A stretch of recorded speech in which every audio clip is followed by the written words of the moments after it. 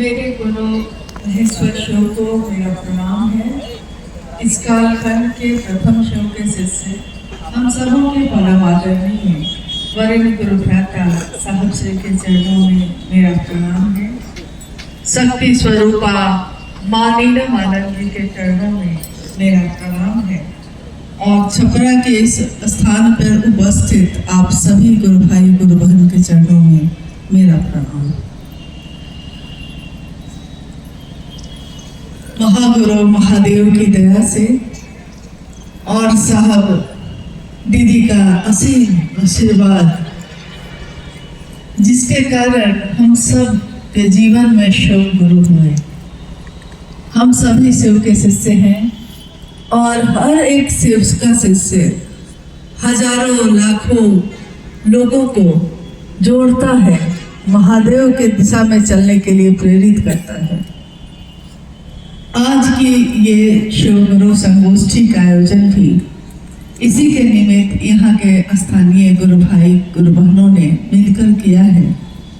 और मुझको जो जानकारी है, इसमें छपरा, सिवान, गोपालगंज से भी लोग शामिल हुए हैं।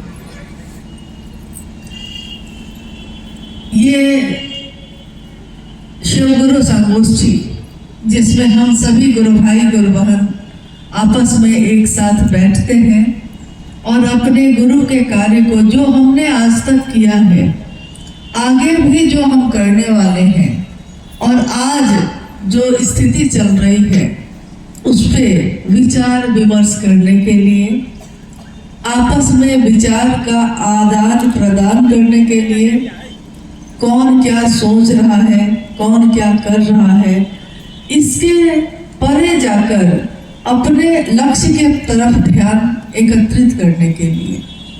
लक्ष्य अगर स्पष्ट हो, मंजिल अगर स्पष्ट हो, तो रास्ता हम ढूंढेंगे। इस कालखंड में महादेव का बता दिया, महादेव की तरफ चलने का रास्ता बताया ही नहीं, उस पे कैसे चला जाए ये सिखाया भी और अपने साथ लेकर चले भी। सिर्फ उन्होंने ये कहकर छोड़ नहीं दिया, सिर्फ उन्होंने ये नहीं कह दिया कि हाँ आप जाइए, अब जैसे जाना है जाइए। उन्होंने ये मंजिल बताने के साथ साथ शिव शिष्यता का राजमार्ग भी बताया। और शिव शिष्यता का राजमार्ग क्या है? शिव के साथ कहाँ को जाऊंगा, मेरे इस जीवन में आने का कारण क्या है, प्रयोजन क्या है, उद्देश्य क्या है, इसकी खोज। क्योंकि हम दुनिया में चारों तरफ देखते रहते हैं। एक घटना है कि एक बार एक गुरु ने अपने शिष्य से पूछा कि दुनिया में कैसे लोग हैं, इसका पता कैसे करोगे? दुख क्यों आता है, इसका पता कैसे करोगे? तो शिष्य ने कहा कि दुनिया में सारे लोग दुखी नहीं हैं, कोई ना कोई तो सुखी भी होगा। गुरु ने कहा कि जाके पता करो। तो ये घटना है कि उनका शिष्य गांव में गया, उसने दूर से देखा तो देखा कि जमींदार है, इतना बड़ा भवन है, इतनी घोड़े गाड़ी सब है, तो ये तो जरूर सुखी होगा। तो वो उस जमींदार से मिलने गया। उसने कहा, भाई साहब आप तो बड़े सुखी होंगे, क्योंकि आपके पास तो लौकिक सुख के सारे साधन हैं। लेकिन उस जमींदार ने कहा कि मुझको संतान नहीं है, यही दुख मुझको हमेशा पीड़ित करता रहता है। वहां से निकला, यानी वहां दुख है क्या? संतान नहीं है। निकला, उसने देखा कि एक किसान अपने खेत में बैठ के खेती कर रहा है, कोराई कर रहा है और रोटी खाता है और वहीं घास पे सो गया है। उसको लगा शिष्य को कि ये किसान जरूर सुखी होगा। तो उसने उस किसान के पास जाके पूछा, भाई बड़ा तृप्ति से सोए हो, तुम्हारे जीवन में तो कोई कष्ट नहीं होगा? तो उसने कहा कि कष्ट ही कष्ट है, दुख ही दुख है। किससे? मेरे भाई से। उस किसान को दुख था अपने भाई से, लड़ाई चल रही है भाई से, तो दुखी है वो, लेकिन किसके कारण? भाई से। इस तरह से वो उसी से सबके पास भूल गया। हर व्यक्ति दुखी है, परंतु किससे? किसी न किसी दूसरे व्यक्ति से। सब दुखी है, हम और आप भी दुखी हैं। किससे? जब पूछा जाए आपसे कि आप भाई गुरु भाई आप किसी से दुखी हैं क्या, तो आप कहिएगा कि हाँ, अमुक आदमी महादेव का काम नहीं कर रहा है, अमुक आदमी शिव चर्चा में व्यापार कर रहा है, हम उससे दुखी हैं। तो सबसे दुखी है हम लोग, लेकिन आज तक किसी ने नहीं कहा कि मैं खुद से दुखी हूं, कि मैं क्यों नहीं महादेव का काम करता। मेरे जीवन में तो सुख आया है, मेरे जीवन में तो आनंद है, मुझको तो शिव मिले हैं, मुझको तो साहब दीदी का सानिध्य मिला, मुझको तो उनका संदेश मिला है, मैं क्यों नहीं खुश हूं? और मैं अगर खुश हूं तो मैं इस बात से अपने से दुखी क्यों नहीं हूं कि मेरे द्वारा महादेव का काम होता है कि नहीं। मेरा बस दूसरे पे नहीं चलता। ठीक है, दूसरा गलत कर रहा है, आप उसको ठीक कर सकते हैं? नहीं कर सकते।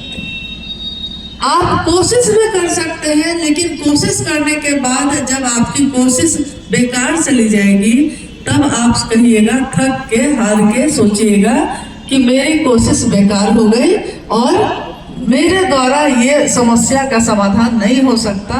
तो आखिर हम कहते हैं कि महादेव के द्वारा ही इसका समाधान हो सकता है, तो हम महादेव पर ही निर्भर करते हैं। खुद से कोई दुखी नहीं है, पूरी दुनिया दुखी है, परंतु बहुत सुंदर एक भजन है कि एक दूसरे के सुख में हमको बड़ी जलन है। जब से देखा जग में यही चलन है कि एक दूसरे के सुख में हमको बड़ी जलन है, बहुत दुख है हमको। दूसरा क्यों सुखी है, दूसरा क्यों खुश है, तो उसकी खुशी को देखकर हम दुखी है। लेकिन कोई इस बात से दुखी नहीं है कि मेरी यात्रा का क्या होगा। आध्यात्म का अर्थ ही होता है मेरी यात्रा, मैं कौन हूं, मुझको क्या करना है।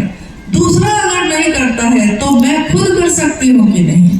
दूसरे अगर मेरे पिता हैं अगर, और मेरे पिता के 4 बच्चे हैं, अगर 4 बच्चों में से 3 बच्चे पिता की सेवा नहीं कर रहे हैं, तो क्या हम ये कह सकते हैं कि ठीक है वो नहीं कर रहा है तो मैं भी क्यों करूं? नहीं ना, क्योंकि हम ये तो सोचेंगे ना कि दूसरों पे मेरा बस नहीं है, मेरे भाइयों पे मेरा बस नहीं है, खुद पे तो मेरा बस है। मेरा कर्तव्य क्या है, मेरी जिम्मेदारी क्या है? मेरी जिम्मेदारी है कि मैं अपने पिता की सेवा करूं। मैं शिव का शिष्य, दूसरे शिव के शिष्य हैं और सही कर रहे हैं कि गलत कर रहे हैं, ये देखने में इतना मशगूल हूं कि मेरी अपनी यात्रा विस्मृत हो गई। अपनों की चिंता हमें सताती है, परंतु अपनी यात्रा विस्मृत हो जाती है। तो दूसरों की बात सुनते सुनते मेरा मन विस्मृत हो गया, भूल बैठा कि मेरी अपनी यात्रा क्या है, अल्पकालिक यात्रा है। उसकी योजना में दीर्घकालिक योजना बना रहे हैं। अल्पकालिक यात्रा में छोटी सी यात्रा है जीवन की, जन्म लिया है, कुछ साल रहेंगे, 60 साल, 70 साल, 80, 90, 100 साल, और 100 साल बाद क्या होगा? सब कुछ तो यही छोड़ के जाना होगा। कोई कुछ भी साथ लेकर नहीं जा सका, कोई कुछ भी साथ लेकर नहीं आ सका, लेकिन उसकी कीर्ति रह जाती है, नाम रह जाता है। जो उसने काम किया है वो काम रह जाता है, लोग उसको याद करते हैं। आज हम लोग छपरा में हैं, कल हम लोग कुशेश्वर स्थान में दरभंगा में थे। लाखों गुरु भाई गुरु बहन, लेकिन उस लाखों में से ज्यादातर लोगों ने एक गुरु भाई का नाम बार बार लिया। आज वो शरीर में नहीं थे, शिवलिंग हो चुके हैं। परंतु उस गुरु भाई ने साइकिल चलाकर मीलों मील जाकर अपने महादेव का संदेश देने का काम किया। इतना किया कि वहां के लोग उसको भूल नहीं पाए। महादेव का काम करने वाले को लोग नहीं भूल पाते। आज साहब और दीदी का नाम हम लेते हैं। साहब और दीदी के जीवन में कांटे भी थे, फूल भी थे। दुनिया को उन्होंने कांटे नहीं दिए, दुनिया को उन्होंने फूल दिया। क्या सारे लोग साहब और दीदी को चाहते थे? क्या सारी दुनिया के लोग चाहते थे? ऐसा नहीं था। कुछ ना कुछ लोग तो ऐसे थे ही जो नहीं चाहते थे। परंतु आपके चाहने के लिए मैं थोड़े ही आया हूं। दूसरे मुझको चाहे इसके लिए कोई शिव का शिष्य इस धरती पे थोड़े ही आया है। उसके शिव उसको चाहे, वो शिव को चाहता है। शिव मुझको चाहे, मैं जिसको चाहता हूं उसके लिए मेरा सर्वस्व न्यौछावर हो जाए, मैं तो इसके लिए आया हूं। आपके अच्छा समझने से मेरा जीवन नहीं चलता, मेरे शिव के अच्छा समझने से मेरा जीवन चलता है। आप आज बड़ाई करेंगे, आप कल शिकायत भी करेंगे। आज आप मान देते हैं, सम्मान देते हैं, किसी दिन अपमान भी दे सकते हैं। दुनिया की ये रीत है कि जब कोई किसी को सम्मान देना शुरू करता है तो अपमान झाड़ियों में बैठकर मुस्कुराता रहता है कि बहुत मान ले रहे हो, बहुत सम्मान ले रहे हो। तो एक दिन अपमान को भी अपनाना पड़ेगा, एक दिन अपमान का सामना भी करना पड़ेगा। इसलिए शिव के शिष्य, शिव का कोई भी शिष्य जो शिव को चाहता है वो शिव की बात करता है, शिव के लिए महादेव की चर्चा करता है, महादेव के लिए। वो अपने लिए नहीं करता और अपने लौकिक चीजों के लिए नहीं करता, निस्वार्थ भाव से महादेव के लिए करता है। महादेव देंगे तो ठीक है, ना देंगे तब भी ठीक है, मेरे हैं वो, बस इतना काफी है। मेरा बेटा बुढ़ापा में मुझको देखेगा तो बहुत अच्छा है, नहीं भी देखेगा तो कहते हैं कि पूत कपूत होता है लेकिन माता को माता नहीं होती। माँ के हृदय से तब भी उसके लिए शुभकामना ही निकलती है। तो जब अपनों के लिए, जो भी मेरा अपना है वो मेरे लिए करता है तब भी और नहीं करता है तब भी मेरा ही होता है। हम अपनों का व्यापार नहीं करते, हम अपनों का बंटवारा नहीं करते, हम अपनों का लेन देन या फेर बदल नहीं करते। मेरा बेटा है, मेरा पति है, मेरे माता है, मेरे पिता है, जैसे है मेरे हैं। दूसरे के पास हो सकता है इससे अच्छे पिता होंगे, परंतु हम अपना पिता नहीं बदलते। तो भगवान कैसे बदलेंगे? तो अपना गुरु कैसे बदलेंगे? तो अपना साहब और दीदी कैसे बदलेंगे?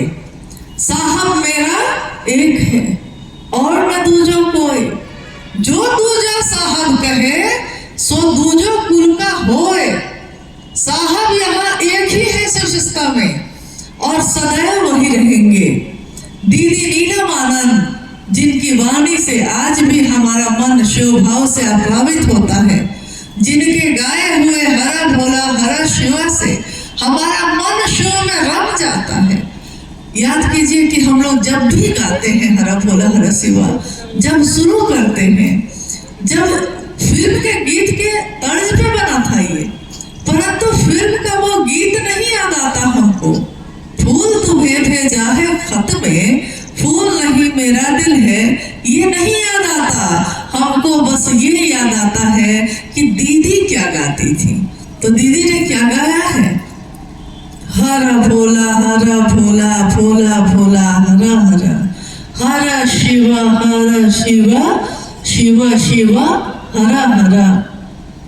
कैसे गाया?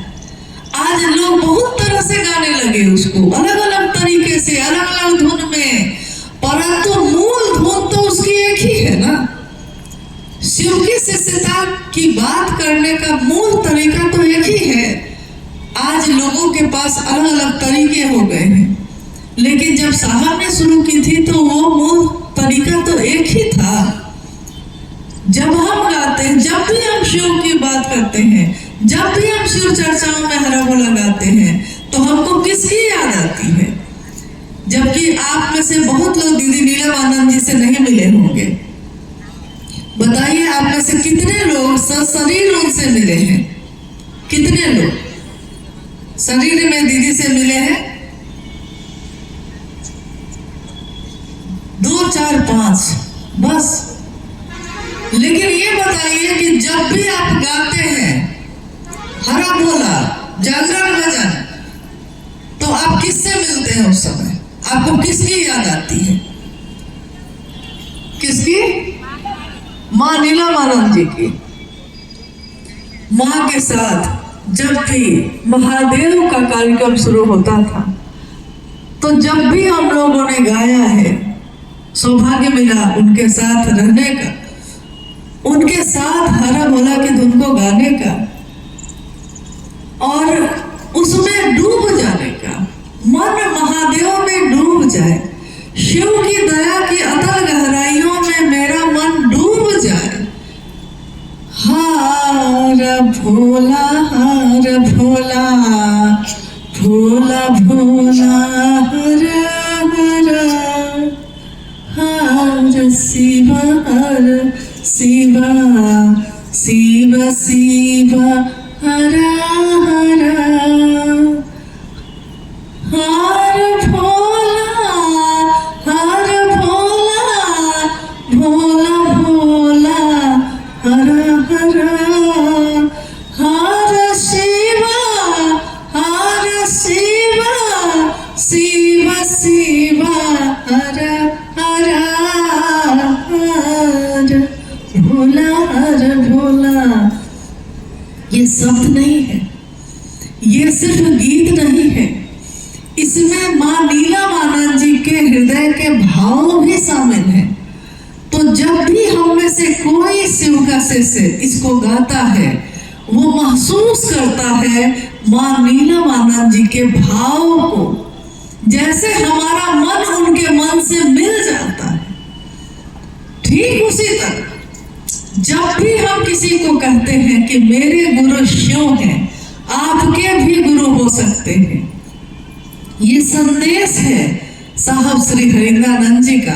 तो जब भी हम ये बात कहते हैं, हमारे मन में साहब के हृदय की का वो आह्लाद, आध्यात्मिक आह्लाद, जिसमें साहब ने कहा है कि आध्यात्म में आई संक्रांति से जो मेरा मन गुजर रहा था और मेरे मन में जो अंतः प्रेरणा आई, आध्यात्मिक आह्लाद आया, उसके कारण मैंने लोगों से कहना शुरू किया कि शिव मेरे गुरु हैं, तुम्हारे भी हो सकते हैं। तो साहब ने कहा कि शिव मेरे गुरु हैं, आपके भी हो सकते हैं। जबकि प्रेम में लोग ऐसा करते नहीं हैं। प्रेम में क्या करते हैं हम लोग? लौकिक प्रेम में क्या करते हैं हम लोग? लौकिक प्रेम में हम लोग जब किसी को प्रेम करते हैं, मान लीजिए कि आप पति को प्रेम करते हैं, आप कहिएगा हाँ। कुछ लोग नहीं भी करते हैं तब भी बोलते हैं कि हाँ करते हैं।